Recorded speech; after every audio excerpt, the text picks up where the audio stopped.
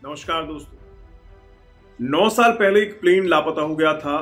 तारीख थी 8 मार्च 2014 की और विमान था मलेशिया एयरलाइंस MH370। चीन के बीजिंग के लिए उड़ान भरी थी इस फ्लाइट ने, लेकिन आसमान में ही कहीं गायब हो गया ये विमान और फिर मिला ही नहीं, आज तक भी नहीं मिल पाया। इसमें सवार थे कुल 239 लोग, जिनमें से 227 तो यात्री थे, 10 फ्लाइट अटेंडेंट्स थे और 2 थे पायलट। इस विमान को सही सलामत बीजिंग तक पहुंचाने का जिम्मा था 53 साल की कैप्टन ज़ाहरी अहमद शाह के कंधों पर। इनका नाम याद रखिएगा, इन पर इस वीडियो में आगे बात करेंगे। इनके साथ में थे 27 साल के फर्स्ट ऑफिसर फारिक हामिद। ये इनकी ट्रेनिंग फ्लाइट थी, जिसको कंप्लीट करने के बाद ये फुल्ली सर्टिफाइड हो जाते एक पायलट बनने के लिए, लेकिन ऐसा हो ना सका। ये फ्लाइट फारिक हामिद की आखिरी उड़ान पर थी। आसमान में खोए इस विमान को ढूंढने के लिए एविएशन के इतिहास में दुनिया का सबसे बड़ा सर्च ऑपरेशन चलाया गया था। लापता विमान की तलाश में दुनिया भर के 26 देशों के 18 शिप, 19 एयरक्राफ्ट और 6 हेलीकॉप्टर लगाए गए थे, लेकिन नतीजा कुछ नहीं निकला। इस विमान के लापता होने को लेकर काफी सारी थ्योरीज सामने आई बाद में। क्या MH370 को आतंकियों ने हाईजैक कर लिया, या फिर क्या विमान पर कोई एलियन अटैक हुआ, क्या विमान को किसी गुप्त जगह पर उतार दिया गया, या फिर क्या प्लेन में कोई टेक्निकल खराबी आ गई। और एक थ्योरी ये भी है कि क्या पायलट ने इस विमान को कहीं क्रैश करवा दिया। सवाल बहुत सारे थे, लेकिन जवाब किसी के पास नहीं था।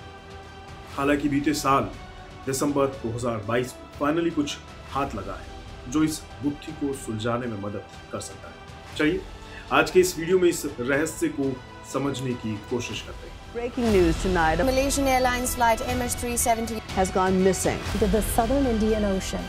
The last sliver of hope vanished in an instant. Flight 370 went down in the Indian Ocean and all 239 people on board are dead.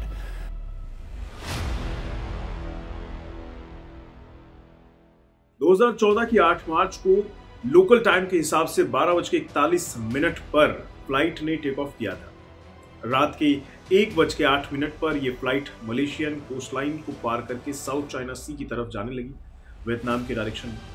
Zahiri report करते हैं कि प्लेन का लेवल हो गया है 35,000 फीट, यानी करीब 20 मिनट तक विमान सही दिशा में उड़ता रहा। अब तक सब कुछ सही चल रहा था। अब एयरप्लेन पहुंचता है वियतनाम एयर ट्रैफिक कंट्रोल के आधिकारिक क्षेत्र। इस दौरान कुआलालंपुर, जहां से इसने उड़ान भरी थी, वहां के ATC की ओर से मलेशियन एयरलाइंस की 370 फ्लाइट को गुड नाइट का संदेश आता है। बदले में ज़ाहरी रिस्पॉन्ड करते हुए कहते हैं गुड नाइट।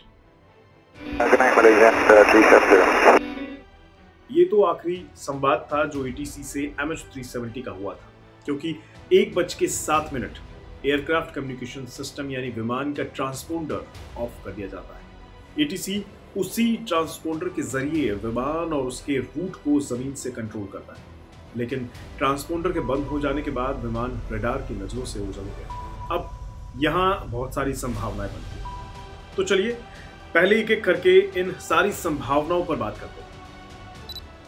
मलेशियाई विमान के लापता होने के बाद सबसे पहली एक जो आशंका बनी वो ये थी कि कहीं दोबारा से दुनिया के लिए एक ऐसा खतरा पैदा तो नहीं हो रहा जो 9/11 के टाइम पे हुआ था।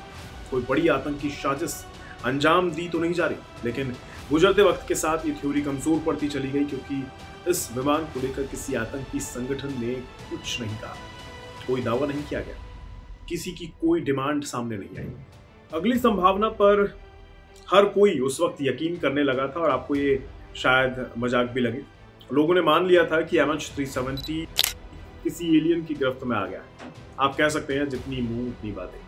8 मार्च को लापता हुए मलेशियन विमान को लेकर उस समय सोशल साइट्स पर यह बहस जोरों पर आ गई थी, इस तर्क के साथ कि आसमान में उड़ने वाली उड़न तश्तरियां ही मलेशियन विमान के लापता होने की वजह है। इस तर्क को इसलिए भी तवज्जो मिल रही थी क्योंकि 11 दिन की तलाश में बोइंग विमान का ना तो कोई मलबा मिला, ना ही विमान के हादसे के शिकार होने वाले कोई खास ठोस सबूत सामने आए।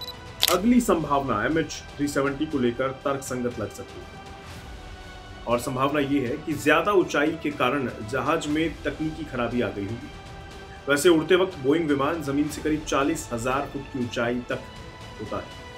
इससे ज्यादा ऊंचाई पर अगर यात्रियों ने ऑक्सीजन मास्क ना लगाया हो तो कुछ ही सेकंड में वो बेहोश हो सकते हैं। इसलिए आशंका यही थी कि कुछ देर उसी ऊंचाई पर रहने के कारण जैसे ही पायलट विमान को सामान्य ऊंचाई पर लाया होगा, किसी तकनीकी खराबी के कारण एक तो एटीसी से रेडार का विमान से संपर्क टूट गया होगा और दूसरा हो सकता है कि विमान में लोग और खुद पायलट भी बेसुध हो गए हों ज्यादा ऊंचाई के कारण। एक और संभावना यह थी कि विमान को किसी गुप्त जगह पर उतार दिया गया हो, क्योंकि कुआलालंपुर के इंटरनेशनल हवाई अड्डे से उड़ान भरने के कुछ ही देर बाद विमान का एटीसी से संपर्क टूट गया था। उसके बाद भी विमान में करीब 7 घंटे उड़ने लायक ईंधन मौजूद था। तो आशंका होनी जाहिर है कि कुआलालंपुर से दक्षिण पश्चिमी की तरफ जिस जगह विमान सैटेलाइट के साथ आखिरी बार संपर्क में आया था, वहां समंदर में कई ऐसे टापू हैं जहां आबादी ना के बराबर है या फिर है ही नहीं, और द्वितीय विश्व युद्ध के समय की वहां गुप्त हवाई पट्टियां हैं और बोइंग 777 के पहिए कमजोर रनवे पर आसानी से उतरने लायक है। तो मुमकिन है कि विमान को रेडार की नजरों से बचाकर ऐसी किसी गुप्त स्थान पर ले जाया गया हो जहां इन्हें आसानी से छुपाया जा सके। लेकिन इतने साल बीत गए हैं तो इस विमान का अब तक तो कुछ पता चला नहीं, कोई सबूत भी हाथ नहीं लगा, तो ये थ्योरी भी बेकार ही साबित होती दिख रही है। अब आते हैं सबसे अहम मुद्दे पर, क्या पायलट ने यानी कैप्टन ज़ाहरी अहमद शाह ने खुदकुशी की होगी? इस शख्स पर तभी से दुनिया भर की नजरें हैं जब से विमान लापता हुआ। आशंका इसलिए भी है क्योंकि 53 साल के कैप्टन ज़ाहरी अहमद शाह उस समय अनवर इब्राहिम, जो कि आज मलेशिया के प्रधानमंत्री हैं, उनकी सियासी पार्टी के कट्टर समर्थक। 7 मार्च 2014 को अनवर इब्राहिम को सुडोमी मामले में 5 साल की जेल की सजा सुनाई गई। जांच एजेंसियों के मुताबिक ज़ाहरी अहमद उस दिन कोर्ट में भी मौजूद थे। अदालत के इस फैसले से ज़ाहरी बेहद दुखी थे, इसलिए ऐसी संभावना हो सकती है कि अपने नेता की सजा से दुखी होकर ज़ाहरी ने ही विमान का संपर्क पहले तो रेडार से खत्म किया और फिर पानी में MH370 की क्रैश लैंडिंग कराकर खुदकुशी कर। इस बात की संभावना इसलिए भी बढ़ जाती है क्योंकि दिसंबर 2022 में मेडागास्कर के एक मछुआरे के घर बोइंग 777 के लैंडिंग गियर के दरवाजे का मलबा मिला। उस समय वहां तूफान आया था। समुद्र में इस तूफान के कारण ये लैंडिंग गियर वहां बहकर पहुंच गया। लैंडिंग गियर का नीचे होना इस बात को दर्शाता है कि जानबूझकर ऐसा किया गया है।